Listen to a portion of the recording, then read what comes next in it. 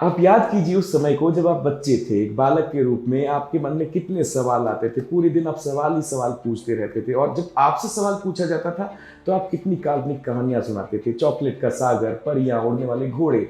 लेकिन समय के साथ धीरे धीरे धीरे अंदर आपके सवाल भी खत्म होते गए और आपकी ये कहानियां भी।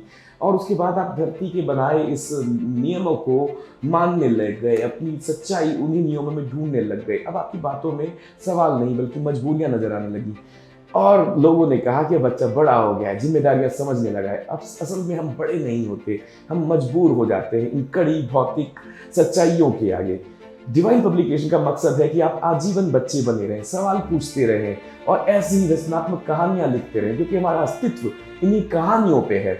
डिवाइन पब्लिकेशन चाहता है कि ये चेतना जन जन में जागृत रहे। आज अगर आप बच्चों की तरह बात करेंगे तो आपको पागल समझा जाएगा, लेकिन हमारा मकसद है और हमें विश्वास है कि हम ये अचीव करेंगे कि सब लोग एक साथ फिर बच्चे बन जाएं और वो एक नई नॉर्मल सी होगी, सबको बात सामान्य लगेगी और ये एक खुशहाल समाज होगा।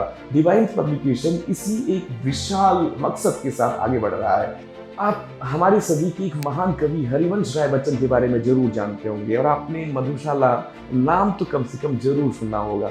लेकिन मधुशाला के अलावा उन्होंने कई क्रांतिकारी कविताएं लिखी हैं जो आज़ादी के दीवानों को प्रेरित करती थी आज़ादी की लड़ाई लड़ने के लिए। लेकिन मैं आज जिक्र करने वाला हूँ एक ऐसी कविता जो बहुत कम पढ़ी गई, हरिवंश राय बच्चन की। कविता का शीर्षक है खून के छापे। मैं इस कविता की कुछ ही पंक्तियां बताऊंगा। कविता कुछ इस तरह से है। सुबह सुबह उठ के क्या देखता हूं कि मेरे द्वार पे खून रंगे हाथों की कई छापे लगे हैं और मेरी पत्नी ने स्वप्न देखा है कि आधी रात को एक नरकंकाल अपने एक हाथ में खून भरी बाल्टी लिए आता है और दूसरा हाथ उसमें डुबो कर मेरे द्वार पे एक छापा बना के चला जाता है। फिर दूसरा आता है, फिर दूसरा, फिर दूसरा, फिर दूसरा। ये बेगुनाह खून किनका है?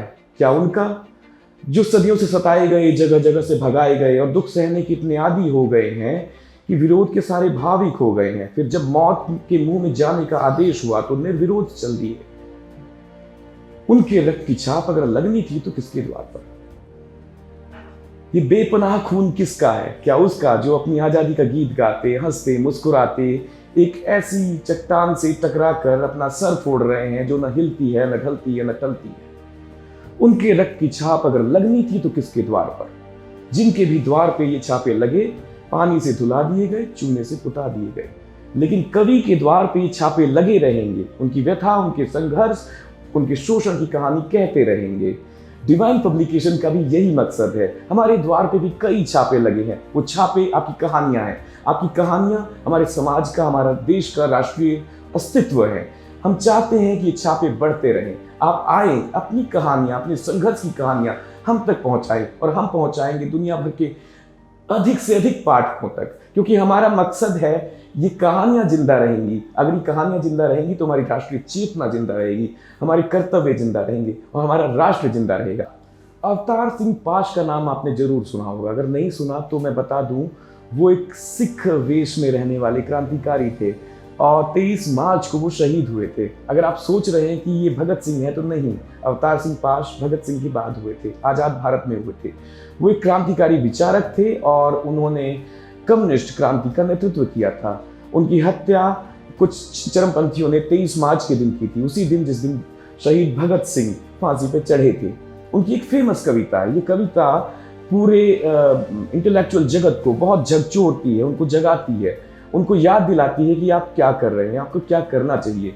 इस कविता का शीर्षक है मेहनत की लूट। मेहनत की लूट सबसे खतरनाक नहीं होती, पुलिस की मार सबसे खतरनाक नहीं होती, गद्दारी, लोभ की मुट्ठी सबसे खतरनाक नहीं होती, बैठे बिठाए पकड़े जाना बुरा तो है, सहनी सी चुप में जकड़े जाना बुरा तो है, सबसे खतरनाक नहीं होता, कपट के शोर में सही होते हुए भी दब जाना बुरा तो है, जुगनुओं की लौ में पड़ना, मुट्ठियां भींच के बस वक्त निकाल देना बुरा तो है, सबसे खतरनाक नहीं होता।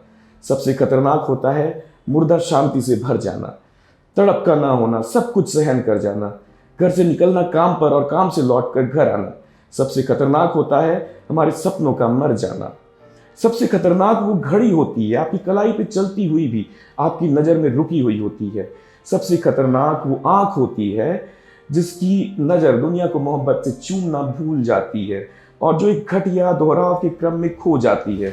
सबसे खतरनाक वो गीत होता है जो मरसिए की तरह पढ़ा जाता है, आतंकित लोगों के दरवाजों पे गुंडों की तरह अकड़ता है, वीरान हुए आंगन में चढ़ता है। सबसे खतरनाक वो चांद होता है जो हर हत्याकांड के बाद हुए वीरान आंगन में चढ़ता है, लेकिन आपकी आंखों में मिर्चों की तरह गड़ता नहीं है, चुभता नहीं है। सबसे खतरनाक वो दिशा होती है जिसमें आत्मा का सूरज डूब जाता है और जिसकी मुर्दा धूप का कोई टुकड़ा आपके जिस्म के पूर्व में चुभ जाता है। मेहनत की लूट सबसे खतरनाक नहीं होती, पुलिस की मार सबसे खतरनाक नहीं होती। सबसे खतरनाक होता है हमारे सपनों का मर जाना। अवतार सिंह पाज ने क्या खूब कहा है, जब तक हमारे सपने जिंदा हैं तब तक हमारा अस्तित्व जिंदा है। ये ताकतें चाहती हैं कि हम घटिया दोहराव के क्रम में उलझ के रह जाएं और हमारे जीवन का मकसद हम भूल जाएं, लेकिन डिवाइन पब्लिकेशन इससे अलग कुछ करना चाहता है। हम चाहते हैं कि आप जागृत हों, आप एक क्रिएटिव इंसान हैं, मशीन के पुर्जे नहीं हैं। इसीलिए अपने कल्चर को पहचानें, आपकी कल्चर में आपकी सफलता है और यही डिवाइन पब्लिकेशन का मकसद है। Our culture, your success.